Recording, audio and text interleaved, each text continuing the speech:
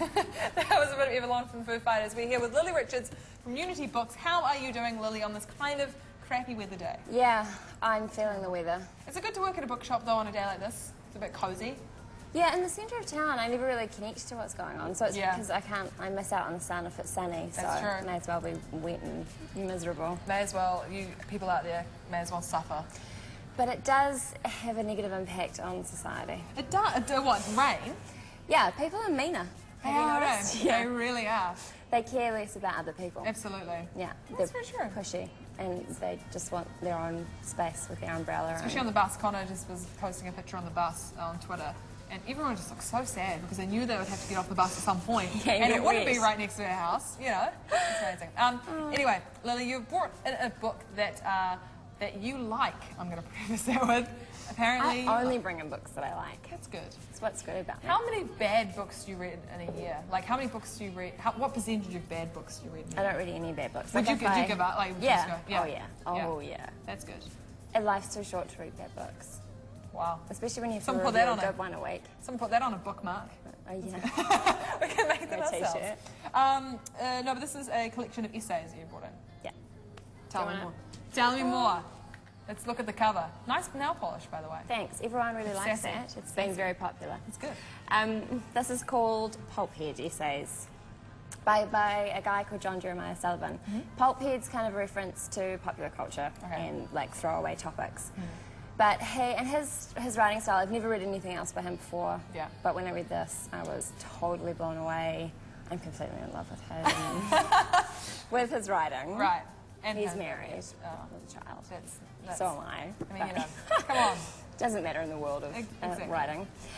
But so there's a collection of essays, and I think what I love most about them is the fact that they kind of cover all sorts of ground, but they're incredibly redemptive. And there's a quote where he sort of says that he goes in and he literally tries to kind of get to the heart of things. And one of the explanations of this is there's this elegy in here for Michael Jackson, who's someone who's just been lambasted by the press, who's consistently just thought of as a paedophile, regardless of whether or not he was convicted, which he wasn't. Yeah. So that, you know, he was just kind of ruined, basically.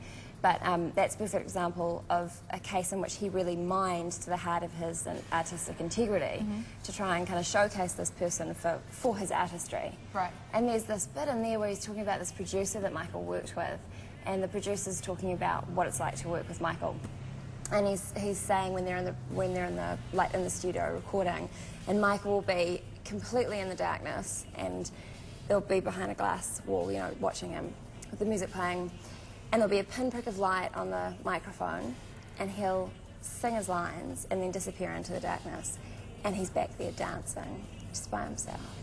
And then when it's time for his lines, he comes straight back to the microphone and never misses a beat. That's so awesome!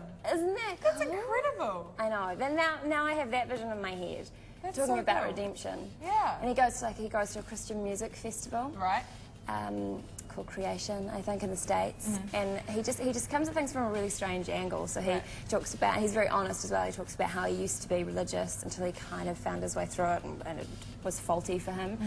But he meets up with these three rednecks, and so he has this experience of redneck religion through this revival festival. He talks about jazz. There's I don't know if it's award-winning, but everyone focuses on this. There's an interview or an essay in there about Axl Rose. Right. Are you a fan of Axl Rose? Well, I'm not a fan. No, I'm not a fan of Axl Rose. But would you make you a fan of Axl Rose? Well, not really. It's not about making you a fan of him. But he never meets him, right? So he comes totally at the peripheral of this. Never meets him. But he spends a lot of time with one of Axl's childhood friends and goes to where he was brought up and kind of goes inside the psychosis of Axl Rose. Mainly it's his descriptive power. Like his ability to convey what's going on in writing it's totally outstanding. Like, you know, I'd be highlighting lines and going, this is amazing. Because, I mean, I guess you wouldn't describe it as, like, investigative journalism, but it sounds a bit like those, I mean, people like John Ronson, like, you know, you did psychopath tests and stuff, and Louis Theroux and stuff. But, you know, even those ones, I feel, come from a place where you know what they're going to think about what they're writing about, or, you know, and what they're discussing. And, I mean, it sounds like he's a bit sort of less judgmental of whatever he's writing about. But yeah. You know. Although, but what's interesting about him is that it's not that he's not judgmental, so he's got an opinion and he's quite funny and he's very caustic. Yeah. But he bends and he shifts and he's quite obviously really socially interested in people and sort of anthropologically, and he's quite kind of quaint.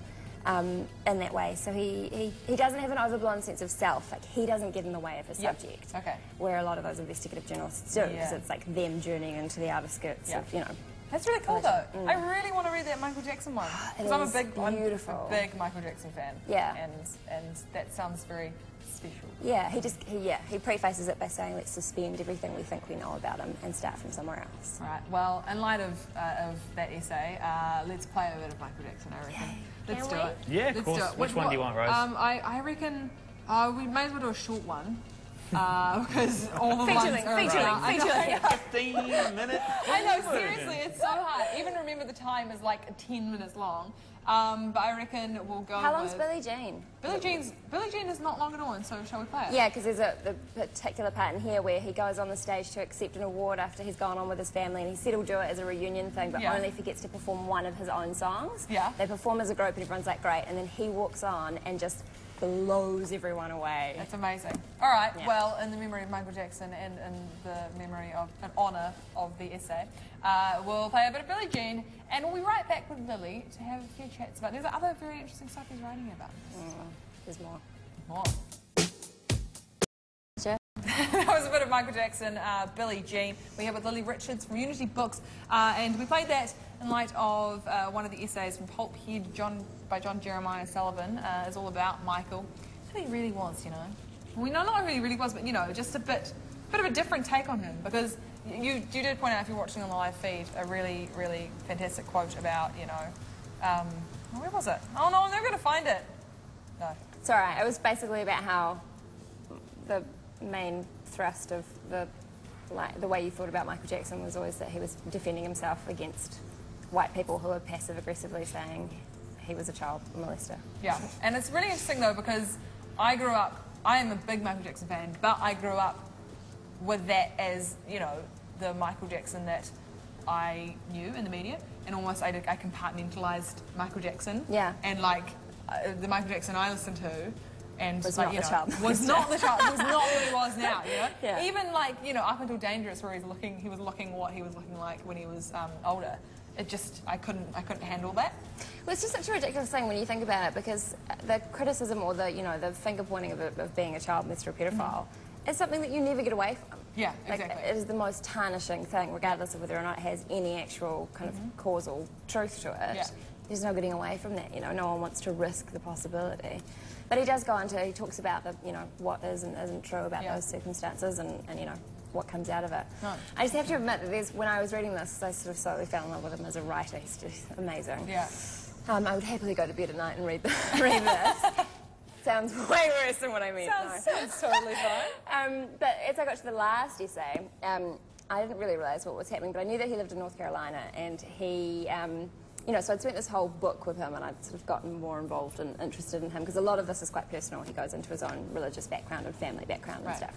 The last one, he's talking about how he and his wife buy a house in North Carolina because they've got a family and they need to expand and yada, yada, yada. Mortgage is big, but they buy it. Right. And they get approached by a film crew saying that their house is actually part of an ongoing cast member's house in a TV program, and would they like to sign on for the contract?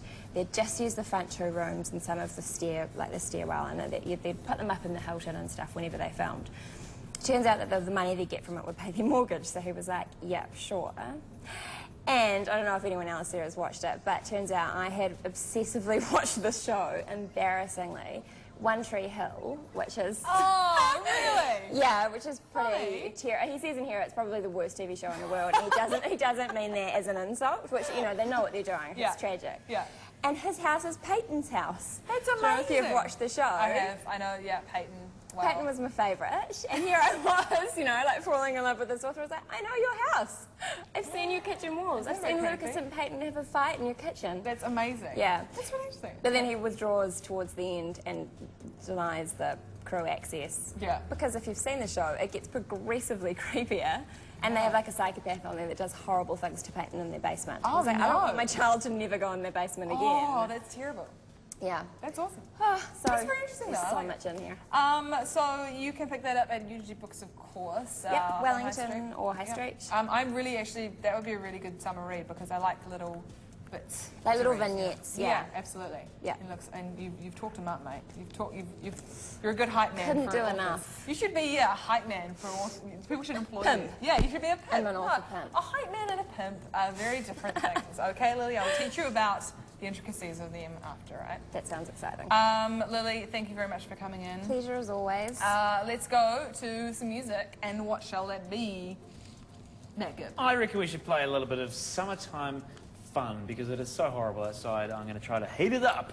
I'm going to heat it up. Heat it up. With DJ Fresh and Sean Evans' little tune called Louder. All right, to Sound say good? goodbye to Lily. Thanks, Lily. Sure. Bye, everyone.